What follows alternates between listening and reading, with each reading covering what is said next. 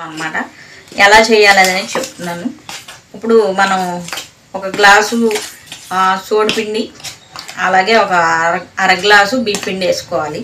వేసుకుని బెల్లాన్ని ఈ విధంగా మనం కరిగించుకోవాలి. బెల్లం కరిగించిన వాటర్ అన్నమాట. వాటర్ కొంచెం కొంచెం వేసుకుంటూ మనం కలపాలి. దీన్ని పిండి ఉండలు కట్టకుండా ఎలా కలుపుకోవటం. ఓకే అండి, అర కేజీ పిండికి మనం పావు కేజీ బెల్లం వేసుకోవాలి. వేసుకున్న తర్వాత అట్లా ఆ బెల్లం కరిగించిన వాటరు అట్లా మనం చేసేసుకుని కుడుముల్లాగా చేసేసుకోవాలి. ఆ తర్వాత అవి మనం ఆవిరి మీద వండాలన్నమాట. ఓకే అండి, పిండి అంతా కూడా మనం ఆ విధంగా కలుపుకోవాలన్నమాట.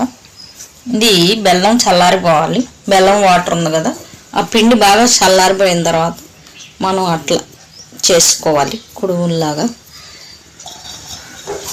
అట్లా చేసుకోవటం.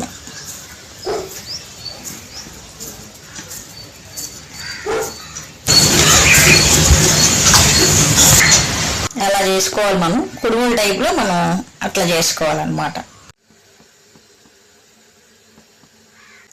ఓకే ఫ్రెండ్స్, మన కుడుములు అయితే తయారైపోయినాయి. ఏంటంటే మనం ఎలా ఉడికినాయి అని తెలుసుకోవాలంటే నొక్కి చూసినప్పుడు మెత్తగా ఉన్నాయి అనుకోండి, అప్పుడు ఇంకా ఉడకనట్టు. గట్టిగా అయిపోతే ఉడికిపోయినట్టు. అలాగే ఇక మనం తినడమే పని అన్నమాట. అవి అయితే కొంచెం చల్లారాక తింటే చాలా బాగుంటాయి. హెల్త్కి కూడా చాలా మంచిది. తర్వాత బియ్యపిండి కలుపుకుంటేనే మనకి తినడానికి బాగుంటుంది. బియ్యపిండి కలుపుకుండా కూడా చెయ్యొచ్చు. అలా చేస్తే నోటికి చుట్టుకుపోయిద్ది అనమాట. అందుకని బియ్యపిండి కలుపుకుంటే మంచి టేస్ట్ ఉంటుంది. తినడానికి కూడా మనకి చాలా ఫ్రీగా ఉంటుంది. చాలా బాగుందండి. ఇలా తుంచుకోవాలి. వేడిగా ఉంది. యాక్చువల్గా అయితే బాగా చల్లబడ్డాక తినాలి. నేను చూపిస్తాం కోసం తింటున్నాను. మీరు ట్రై చేయండి తప్పకుండా.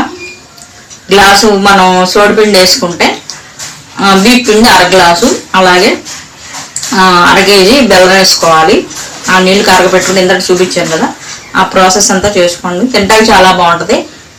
ఆరోగ్యానికి కూడా చాలా మంచిది. మీ అందరూ కూడా ట్రై చేయండి. చూస్తే ఇలా ఉంటాయి కదండి, ఇది చాలా బాగుంటుంది. అలాగే మా అమ్మగారు నేర్పించారు, ఆవిడే చేశారు.